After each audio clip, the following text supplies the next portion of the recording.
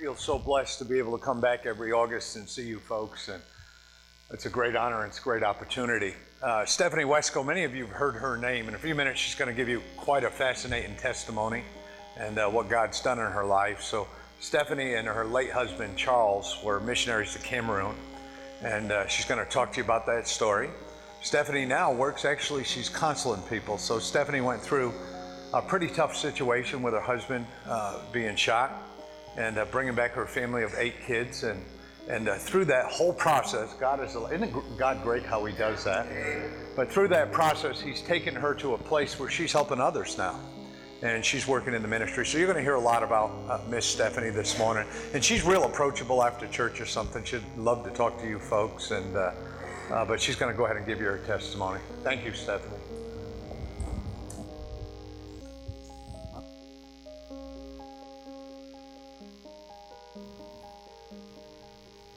Good morning. This is a first for me, so be patient with me with that. I'm very thankful to be here. I'm thankful to Pastor McClure for giving this opportunity, and I pray that whatever is said will bring honor and glory to the Lord, because that's what it's all about. I don't know how much you all know about our history. My husband and I began deputation in October of 2015 to go to Cameroon, West Africa as missionaries. When we started deputation, things in Cameroon, my husband used to say the doors were so open, the hinges were knocked off. And God was working. There were people being saved all over Cameroon. There were churches being planted. And the Lord had just clearly called us to go be a part of that. He had answered prayer and leading us to co-workers there, Ben and Becca Sinclair. They had been there like 15 years. And we were just so excited. And deputation was a journey all of its own, a story for another time. But God taught me personally so much about who he was through deputation. And when life unfolded last October, I realized that deputation had been the preparation, God's preparing ground for what happened in Cameroon. And we arrived in Cameroon after finishing raising support the end of October. Our original plan had been to go last spring, but due to my health collapsing last year, we had to postpone and go in October. And my husband delayed our tickets because of the uprising between the English and the French in Cameroon. We had delayed our tickets till after the election because the missionaries' advice was, if things are going to escalate, it's going to happen over the election. So let's give that time. And the election came and went. Things stayed peaceful. And God gave my husband and I, we spent much time praying, fasting, seeking the Lord. And we came to a complete peace. And I had so many people say to me before we left, they're like, aren't you scared to death? They're like, you're walking into it wasn't like full-blown civil war at that point, but it was just like a volatile situation. I said, no, I'm not scared at all, which if you knew me, which Doug knows, I tend to be a very fearful person, and it's way worse now. But even then, I just tended to definitely always err on the side of caution, and I was not afraid at all to go to Cameroon. God had totally taken that fear away. So we got on that plane. I was more afraid of flying there than I was of being there. And so we got on that plane October 17th, and we arrived in Cameroon in the evening of October 18th. And I'll never forget, Ben Sinclair met us at the airport and said, welcome home. And it was just like, that's where our hearts had been for so long. And we were excited. We hit the ground running. And I can honestly say my husband was the happiest person in the world. It was like every dream of his had come true. He was living out what he had dreamed of his entire life. And he had served the Lord for many years, but it was just like the culmination. And those 12 days were the happiest of our lives. We were busy setting up house. We had little Cameroonian kids knocking at our door early in the morning, there till curfew, and it was wonderful. And God gave us so many sweet memories during that time there. And we had just finished beginning the whole process of, trying to get a house that's mud block, that the electric wiring is like a fire waiting to happen, all of these things. And Charles had really determined that his first job was to get the house set up for us. And so he was pouring hours and hours into that. The day before he died, he had knocked out part of the wall in one of the bathrooms to put a hot water heater in so that not everybody had to take ice cold showers, and just all those fun things that you get to go through in a third world country. And when I look back over those 12 days, I am so thankful that God gave me personally a spirit of contentment. And if you had told me 10 years before that I would be happy and content with no electricity most of the time, 90% of the time, and living in a house where there's crickets that are way too big and lizards, and I would have told you were crazy. But God gave us contentment there, and he gave us joy there in serving him. And that is such a precious gift when I look back that God gave us that while we were there. And the weekend that everything unfolded, we spent that Sunday in the village of Bombley where we lived, and attending the church there, and just had sweet times. I remember I got out my camera and I was standing in the back and just videoed us singing together as a church, Grace That Is Greater Than Our Sin. And I videoed that, and I never would have dreamed that video would become such a priceless treasure, but it was just a beautiful day of church services. We went home, no electricity, and we had a blast in the kitchen. I mean, it was just like we were laughing. My boys were being hams. Just God gave us that day was a gift. Monday was a great day. We spent Monday night catching a lizard that was terrorizing Liberty, and again, just God gave us so many precious memories in that last 48-hour period. Tuesday morning, October 30th, started the same as any other day. I remember Charles saying, I heard a lot of gunshots out in the distance this morning, and I was like, you know what? The Lord's going to protect us. My mindset, which this was wrong, but my mindset going to Cameroon was God would not give us a peace to go if anything bad was going to happen. And so in my naive thinking, to whatever extent, God was going to protect us. And not that God didn't protect us, but I just had everything was going to be fine. And so that Tuesday morning, Ben and Charles changed their plans. They were supposed to go to the village of Kumbo, and Ben had been there the week previous, had gone through 15 checkpoints. It had gotten a little scary, and that morning, Ben and Charles decided, if we go to Kumbo, so one of us is going to get shot, so let's not do that. And it's the better part of wisdom. Let's make today grocery day, which I was excited about because we had used up a lot of our fresh produce, and I was like, that'll work out great. And so Charles came in, he's like, get all your grocery stuff together, we're gonna go to town. And he was waiting for me. He was working on, we had just finished moving in that Monday before. I knew where everything in the house was. Things were very organized, which in a large family, you count those days a blessing when everything's organized. So we were all moved in, and I remember Liberty and I were like, finally, we're moved in, now we can live life. And we just said that Monday. And so Charles was making bread with little Charles. My husband loved to work in the kitchen, and he loved to bake bread. That was like his thing. And so he was trying to figure out how to make that happen, because he's like, we can start making bread, take it out. This is going to be a great way to get, a lot of the people were suffering due to the conflict. People were out of money, they were out of jobs. Food was hard to come by, and so he's like, this will be a really good ministry outreach opportunity. So him and little Charles had been working on that all morning. And we left our house, I don't know, 10:45-ish. Walk up to Ben and Becca's house. They lived just 2 minutes from us, if not, maybe not even that. Within walking distance, we could see their house. And we talked a little bit. We talked about the conflict. There had been a battle up the mountain from where we were that morning. And Ben's like, we're not going that way. I don't think there'll be any trouble. But as we got in that car that day, I remember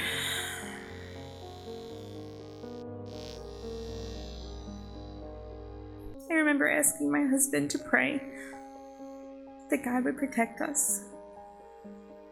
And he did. God answered that prayer. And we started down the hill.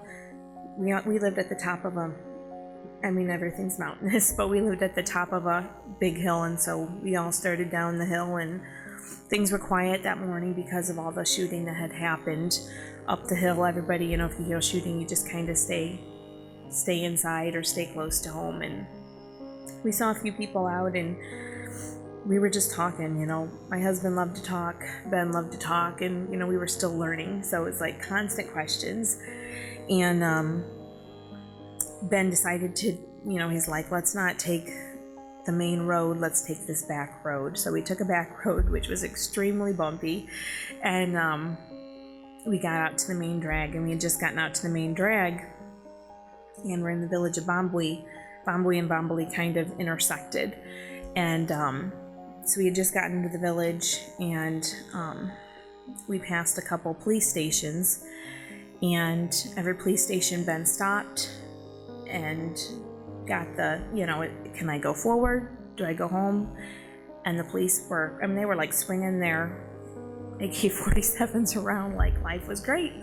And they waved us on. And as we came through the second police station, we had just gotten the go ahead and came through a roundabout. There were 2 shots within about 3 seconds fired into our vehicle. We were going about 5 miles an hour. You're doing dirt roads.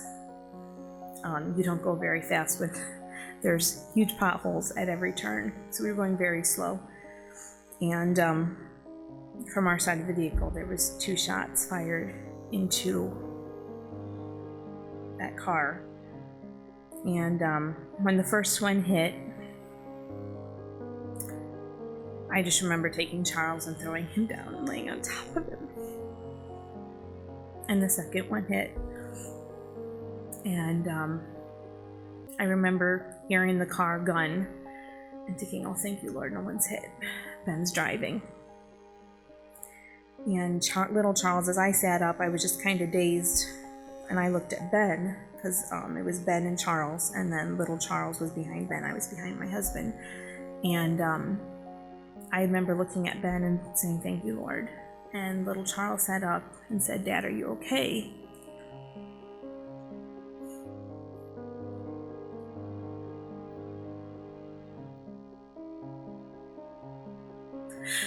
And then he just screamed, said, Mom, Dad's hit. And I looked up, and I just saw my husband's head slumped over.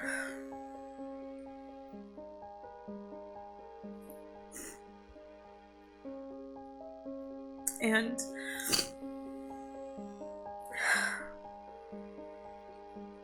no one should have to see that. See what I saw. My husband was hit with buckshot. And if any of you know what buckshot does, it sprays. And so I didn't even know everywhere he was hit at that point. I just knew that his head and neck were full. And so I did all I could do. I thought at first he was gone, and so I just held his head, and in my insane mind at that moment thought, if I just plug all the holes with all my fingers, he'll be fine. And that didn't work, because there was too many. And so I just started crying out to God. And I kept telling little Charles, all we can do is pray, buddy. That's all we can do. So we prayed, and I quoted scripture, and Ben drove. We got to the top of that hill, and there was some military standing there. And Ben rolled down his window and said, we have an American missionary. He's been shot. And I was screaming to them, please help us. And, you know, looking back, they were in shock. At the time, I thought, they don't care. They're just standing there staring at us. But I think they were in shock. And so they just stood there looking at us. And finally, they pulled a doctor out of the crowd and shoved him into the car with us, actually 2 doctors. And so then there was 4 of us crammed in the back seat, which in Cameroon is nothing, but there was 4 of us in that little car. And Charles started making sounds of breathing, and my hopes went up that there was a chance he was still alive. And Ben just started driving. We were still very close to our house, and so it was about an hour to town. And these roads, you know, are like third world country roads. And so we were driving, I was praying, and I just kept looking at Ben saying, he's going, I gotta keep going, I can't quit. And it became evident as we drove. I could tell from Charles' breathing something was very wrong. And I didn't realize that all the other places he had been hit, what was going on in his body. And so we just drove and drove, finally got to a clinic, and they opened the gates. We drove in, and I'll never forget the looks on the people's faces as we pulled into that clinic. And just the look of terror and horror. And the doctors got out and called for some orderlies that came over.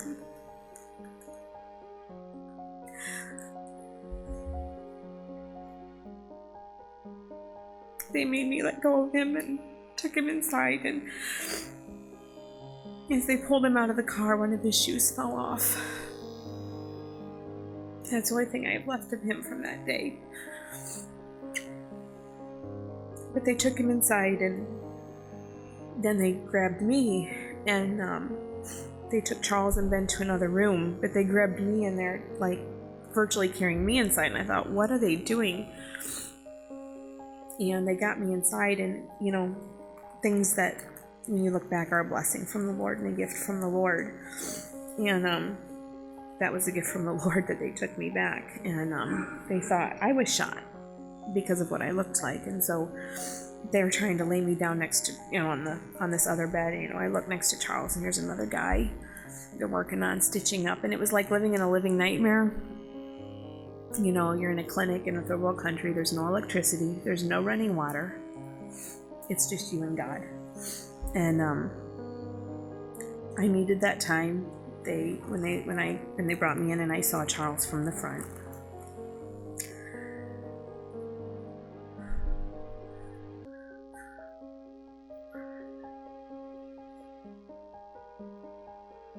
I knew he was gone, or going to be gone. And I needed that. I needed to know that. I needed to see. I needed to see that. And he wasn't breathing at that point. Once they checked me and were like, okay, you're not shot, they took me over to a barrel and had an orderly start trying to clean me up a little bit. And they wouldn't let me look at Charles. They had me facing a mud block wall. And I'll never forget standing there and looking at that mud block wall. I mean, I hear my husband gurgling. I hear screaming and yelling, oh, get me this, get me that. And I remember looking at that mud block wall and saying, Lord, all I have right now is you. And you have got to get us through this, because nobody else can. they cleaned me up as good as they could, which when you don't have running water, that's a little difficult. And as we went past Charles, I pushed my way up next to him and grabbed his phone because I didn't want that getting stolen out of his pocket. And then they pushed me away, and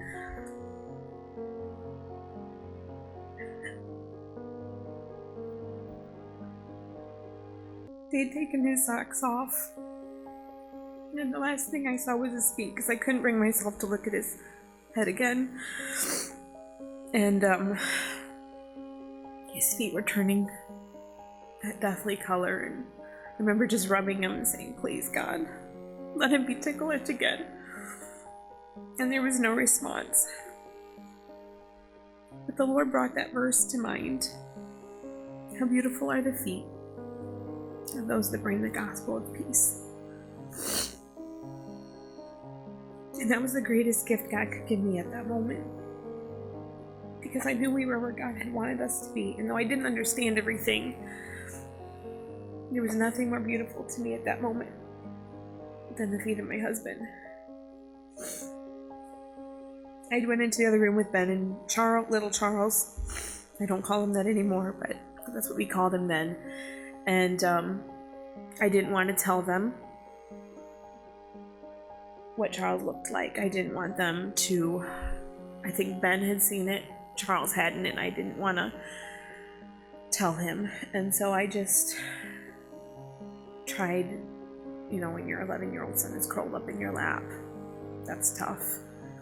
And so I just said, "Buddy, we got to pray that God will do what is best for Daddy." And I said, that's just what I would say over and over. We're just going to pray God does what is best for Daddy. And then we would pray.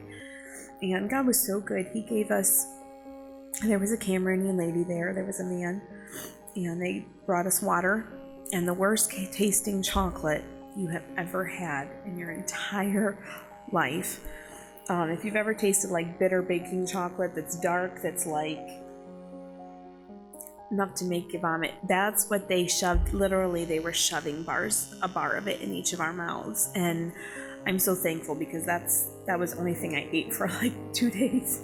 And then they were making us drink, and one lady just sat there by me and she said, "I am so sorry." She just kept saying, "I'm so sorry." And we just prayed. Ben came in, it's like so many things go through my mind. Ben came in, it's like, "Stephanie, what type blood does Charles have?" Because we knew he had bled out. And so he's like, "What kind of blood?"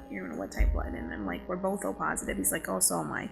So we were like, "Okay, we'll do blood transfusions." And you just have all, it's like your brain is going through everything it can possibly go through. And during that time frame was when I think Ben called my dad or something. I don't know. He was on the phone, and finally Ben came in and he said, "Stephanie, they've stabilized him and they can't get a helicopter in here because of he said a full gun battle's broken out." And he said they can't get a helicopter in here. So he said, "We're trying to get an ambulance to take him to Mingo." Mingo was like the big hospital. And I said, "Ben, he'll never make it on those roads." And Ben's just like, so he came back 2 minutes later. He's like, "They're going to take him to the Bemenda hospital." And it was like an in-between hospital. And he said they found an ambulance. So the ambulance is coming. They're going to take him. He said, "Then we'll follow in the car." And so in a short time frame, we were taken out of that clinic. And one of the Christian men there in the church, his name was Emmanuel, ironically enough. And Emmanuel drove us to the hospital. And there's things that I could call coincidences from that day. But when Ben and I talked the other day about the things God did, it's like when you have a guy named Emmanuel driving you. Emmanuel means God with us. And God was so with us that day. And we got to the hospital, and no one needed to tell us where to go because there was a trail of blood from the entrance all the way. And so we just followed the trail. And we got back to where it stopped, and I said, "Can I see my husband?" They said, "No, the doctors are working on him." And they led us to a chair, some chairs outside. mostly everything is outside. And we were just sitting there, the three of us, and we just prayed. What else do you do? And we just prayed and prayed and prayed. And God began giving us a peace. And it wasn't a peace, to me, it wasn't a peace that my husband was going to make it, because in my heart I knew he wasn't. But it was a peace that he was in control. And it's a peace I can't ever explain. I'll never be able to explain it. And the lady that had been at the clinic, first clinic, she came and joined us. And she said, I just had to come. She's like, I had to come see you. And so she sat there with us for a while. And honestly, I don't know time frame that day, because some things seem like an eternity. Some things seem like they're happening very quickly. So, but what seemed after an eternity, they finally, a nurse came out and she said, the doctors would like to talk to you. And my heart was breaking for Ben, because he really thought Charles was going to make it and he was going to be okay. And I didn't have the heart to tell him that I didn't think that. And so they took us into a room that I'll never forget. It was too clean. It was too clean for Cameroon. It was white tiled walls. The whole room was white and smelled like bleach. And the nurse just walked in and was standing over in the corner, just had her head lowered, shaking her head. And they told me to sit down, and I said, no, I'm fine, I can stand. And I had little Charles sit down, because I did not want him standing when he found out. And so Ben and I were standing there, and the two doctors walked in and introduced themselves. I introduced myself to them. And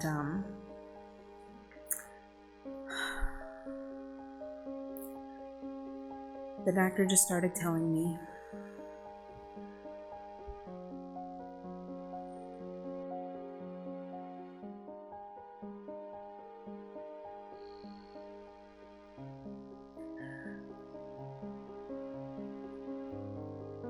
what they had found. And about 3/4 into it, I just looked at him and I said, is my husband with Jesus?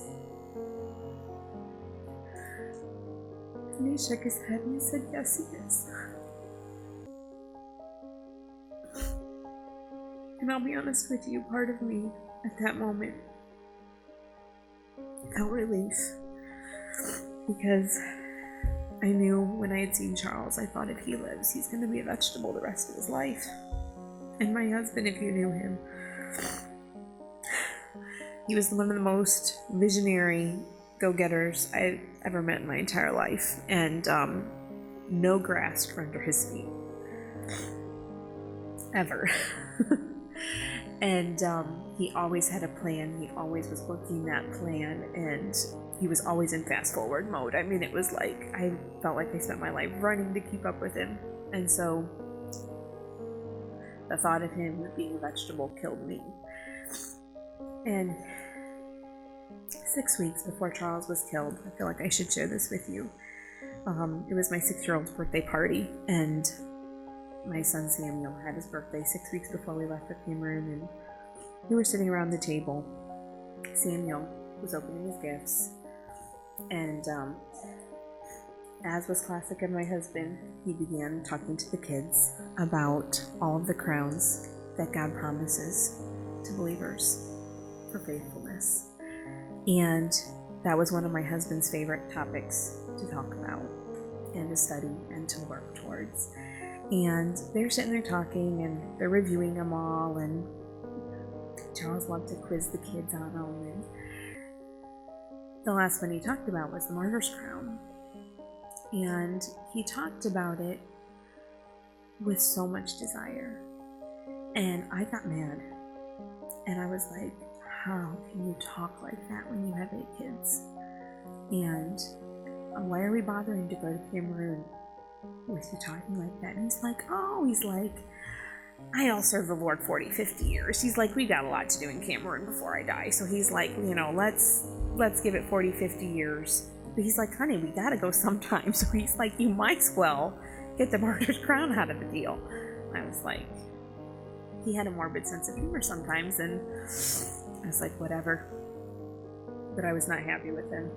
And so then my husband began, I think because he knew he had me going, saying, what would be the easiest way to get that martyr's crown?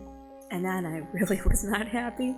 And him and the kids are talking, and he said, and I kid you not, this is a quote, a shot to the head.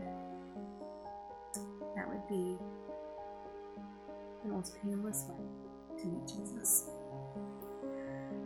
And that day, as that doctor told me that your husband is with Jesus, that memory flooded my heart. And in some way, God gave my husband the desire of his heart. And not that my husband at all had a death wish, but he had a desire to be found faithful, and he had a desire to get that martyr's crown. And God gave him so much joy and so much happiness in those 12 days, living his dream, literally. I mean, Liberty can to attest, he was the happiest man in the world. I had never seen him that happy. And we had been married 14 years, and I had never seen him so full of joy, and just, he was living his dream. And that's how he got to live to the moment he met his Savior. And the doctor assured me he never felt a single thing. He said he never knew what hit him. He was gone instantly, and there was so much that gave me a lot of comfort to know that he never suffered. His body was just, his brainstem was not damaged, and so his body was still running, but his brain was gone. And so that was such a comfort to me. And at that moment, Ben, Charles, and I all fell apart, and Ben very much felt like he was to blame. So I'm like standing there assuring him he was not. And we just spent time together, just crying and hugging each other and clinging to the Lord. Shortly thereafter, we were taken. We had to meet with the military commander. And if I can just say, be thankful for our military, our American military. I grew up in a family where there was a lot of military, but I had never been so thankful for ours as I was that day. I was told, but within about 10 minutes of my husband's death, to be tough, stop crying, move on. And so I sort of had to. And the military commander asked for all of our passports. I gave those to him, and he looked at it and he hands it back to me, and he said, when did you come here? And I said, we came October 18th. And he looked at the passport. He's like, you've been here 12 days? And Ben's like, yeah, he had been here 12 days. And the commander just kind of looked at me like he was in shock. And so we went through that first interview, if you want to call it that. And in the midst of that, another angel walked into our lives. Her name was Esperanza. She was from Spain. And she was with a medical group that was there working in Bamenda, and Esperanza means hope. And it was like God brought his next person into our lives. She helped us. She took us back to their headquarters. Charles and I, Ben did not want me to stay there. I did not want to leave him alone. I was really worried about him. But he's like, no, you take Charles and go back. So we went back with her to their headquarters. And that was kind of my first encounter with, I didn't know what PTSD was, even at that point, other than that I'd watched my uncle who was in the military go through it. But I was terrified to get in the car.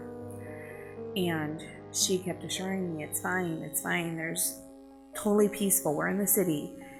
And Ben's like, it'll be fine. So we got in the car and drove to their headquarters. And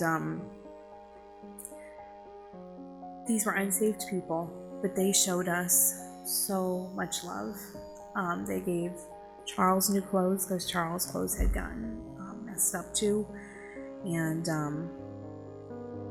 My clothes really needed thrown in the trash, to be quite honest, but that wasn't an option at that point. So she said, I'll try to clean yours up, and here's something for you to wear. And they gave us their apartment in this headquarters that they had there, and they really wanted us to sleep. Well, I could not close my eyes. Blinking was too much closing my eyes at that point, and so I went out into the main room. Little Charles laid down for a little while, and I went out into the main room, and there had been this man just sitting there quietly in the corner. He was working on his computer, and little Charles came back out. He's like, Mom, I can't sleep. I said, neither can I. So we just sat there, and I said, buddy, how about we pray? And I remember praying. The Lord was so good. I can honestly say I never was angry or bitter towards whoever shot my husband. I don't know who shot my husband. I never saw his face. But God totally took away any anger or bitterness. And He filled my heart with so much love for that person, and almost like a pity for them, because I knew my husband had been given the greatest gift of all. He was with Jesus. And my husband had taught incessantly. He talked about the fact that he could not wait to be with the Lord. And so I knew my husband was living very happy. I'm sure he was like, whoa, I didn't know this was going to happen yet, but hey, this is awesome. But for that man that shot him, I knew his future was an eternity in hell. And that broke my heart. And so Charles and I just started praying. And I don't even remember exactly what I prayed, except that I asked the Lord, kind of how Jesus did on the cross, Lord, forgive him, because he didn't know what he did. And we got done praying, and that man in the corner spoke up for the first time, and he said, can I ask you a question? And I said, sure. And he said, I'm a psychologist. And he said, I work with people that have gone through trauma all the time, and I have never in my life seen someone do what you just did. And he said, you're supposed to be angry. You're supposed to be, just beside yourself right now, and you're not. And he said, how can you be this way? And I remember the Lord, it was just like at that moment, God said, Stephanie, this is why you're here. And so I shared the gospel with him, and shared with him that the reason I could be that way was because of Jesus. Because Jesus had paid the price for my sins. He had already paid the price for that man's sins that shot my husband. He had already borne all of that. And it wasn't my job to stand in place of God for that man. That God loved that man, and God wished for that man to receive the free gift of salvation. And so I just went through the gospel with him, and he just sat there staring at me like he didn't even know how to process it. So we just went through that day. Ben came back, and one of the hardest things I ever had done in my life was have my husband's wedding ring handed back to me.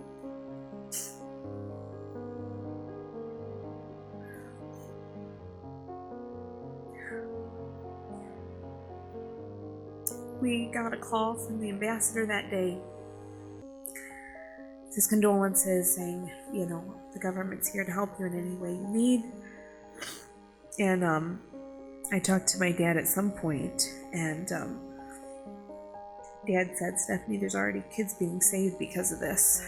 And at that point, honestly, it wasn't much of a comfort. But God started working. And Ben and I spent that evening talking, writing, started getting stuff ready. And our initial plan was to stay there in Bombali. Once we could get back to Bombali, stay there for a few days, try to pack up what we could pack up before we left. Harry just moved in, so it's like trying to figure all this out. And so as of that night, that was our plan. And he said, tomorrow we'll just spend the whole day getting everything together, all the paperwork, because he's like, this is a third world country. And he said, we've got a lot of paperwork we got to get tomorrow. And he shared with me how we are so blessed in America. And when they had finished cleaning up Charles' body as good as they could there at the hospital, it was up to Ben to move Charles' body by himself to the morgue. And Ben told me, he said, I was standing there going, God, I can't do this. I can't carry him. And he said, Stephanie, 6 Cameroonians showed up from the church. Said, please give us the honor of carrying his body. And Ben and I just were weeping at God's goodness. And so we spent a sleepless night that night. I'm very thankful that Raymond, the psychiatrist, made me take the first sleeping pill I'd ever taken in my life. And he's like, you've got to close your eyes. He said, even if you don't sleep, you have to close your eyes. And I said, I can't. So he said, take this. So I did. And at least I could close my eyes then without reliving everything. And so the next morning, we all force-fed that quarter cup of something into us. And then Ben's like, I gotta get to the hospital and start the process. And the turmoil was ramping up. And he said, I'm not sure we're going to be able to stay as long as we thought. We may have to leave tomorrow. I said, oh man, 24 hours. How am I going to pack up in 24 hours? He said, he said, it'll be fine. We'll just get the most important stuff. You know, he's like, it'll give us enough time. And I said, okay. So he went to the hospital, and God just started the domino effect. And we had all of the paperwork done. We had paperwork, interviews with police and military, death certificates, medical records. I mean, it was literally like God just lined everything up. And by 2:30, I think, thereabouts, we were done. I mean, you don't get paperwork that done in the States, get things done that fast. And God just opened the doors, and he was so good. And in the midst of that, there was a doctor that had been with Charles the whole process, and he said to Ben and to me, he said, I've been praying that God would bring revival to Cameroon for many years. And he said, I really believe that your husband's death is God's spark of that revival. And so he had told me that the day Charles was killed, and he reiterated that to Ben the next day, and he said, the entire hospital's changed. He said, the hospital cannot stop talking about you guys. He said they had never in their lives seen people sit there calmly just praying. And the whole hospital just could not believe it. And so it was like God began to try to give us hope and glimpses of what he was doing. And so we headed back to Bombay. And I'll be honest with you, I'm not sure which was harder, seeing my husband die or having to tell my kids that their dad was gone. And we got back, and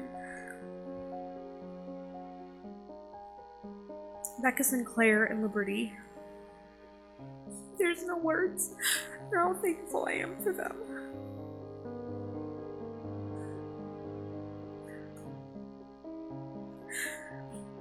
God had showered grace on them to be able to not tell the kids what had happened and to keep the kids calm. And we got back that next day and got out of the car, and you can take a guess what the first question was out of all my kids. Where's Daddy? One of the kids asked me, is Daddy in jail? Did he do something wrong? Did he get arrested? And all I could think was, if only. And I said, we'll talk about it in the house. So we got in the house, and there was a very tense atmosphere in the village. When we arrived back, there was just a very real presence of evil. And so we got in the house, and Ben and I had talked on the way home and said, Ben said, Stephanie, do you want me to tell them? I said, if you can. And so we just all sat down on the ground.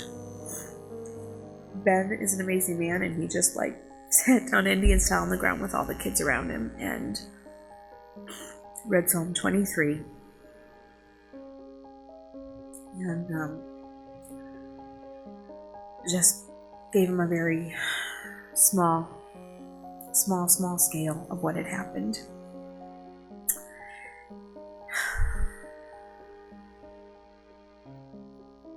And I never want to see what I saw again, watching all my kids.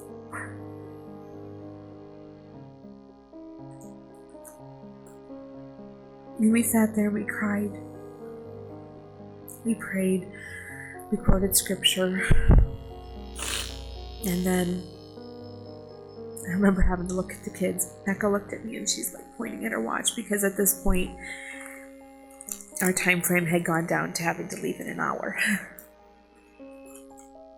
And it had just become very evident that it was not safe for us to be there. And the Cameroonian Christians had said, "You got to get out, you got to get out." And so Becca's looking at her watch. She's like, "Stephanie, we got to go." And so I remember looking at the kids and saying, "Kids, you got to stop crying, because we have to leave right now." And my daughter Stephanie, she looked at me and she said, "But Mommy, this is our home." I said, "I know, but we gotta leave." And I said, "Go grab your favorite things and we gotta go." And Liberty and Emma had worked hard behind the scenes, and the Lord filled them, because they packed stuff. They packed stuff that I wouldn't have even thought to pack. And I grabbed things that needed grabbed, paperwork, clothes for the funeral, and things that were important. And so pretty much all I had to grab was my stuff. And so in about an hour I packed a couple Foot Lockers, and I gave away some of Charles' stuff. He had brought extra shoes because you couldn't get your shoes over there, and so I gave those all to one of the Cameroonian believers and said, "Please give these to the preachers. They can use these." And I made sure I had all of his Bibles, and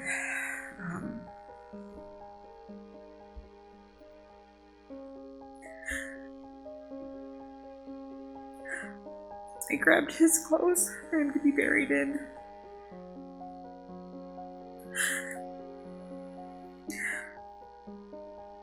And Brother Valerie, he was there with us the whole day, and he's like, "Sister, we have to go now." And so I took one last look at that house and got in the bus, and we met up with the Sinclairs at their house. And the Sinclairs had lived there 15 years. And all they could walk away with was carry-ons. And that was very hard for their family too. And so we loaded in this bus, and I kid you not, sardines in a can is not a good enough. God has a sense of humor, and I tell you, it's a good thing we all loved each other, because we were sardines in a can. And I remember all I could think was, I wish we had suitcases around all the windows, because then at least if somebody shoots at us, it'll go into a suitcase.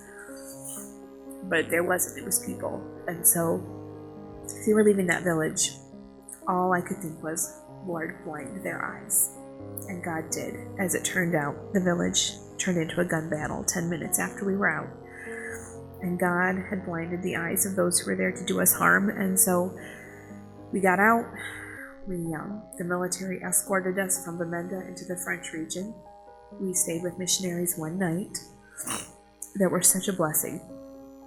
They took us in, gave their home.